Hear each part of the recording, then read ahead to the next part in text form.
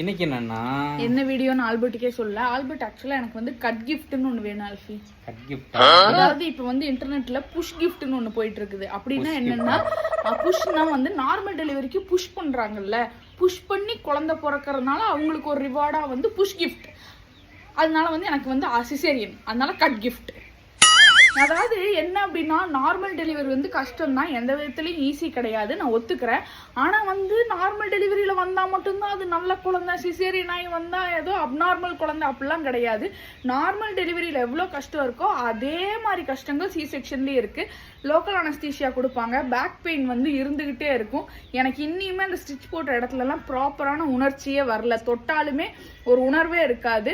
ரெண்டாவது பார்த்தீங்க அப்படின்னா லைஃப் லாங் வந்து இந்த பலூன் பெல்லி இப்படியே தான் இருக்குமா அப்படின்னு தெரியல. டயஸ்டிசிஸ் ரெக்டை இருக்குது, அதுக்கு வந்து நான் ஒர்க் அவுட் பண்ணிட்டு இருக்கேன்.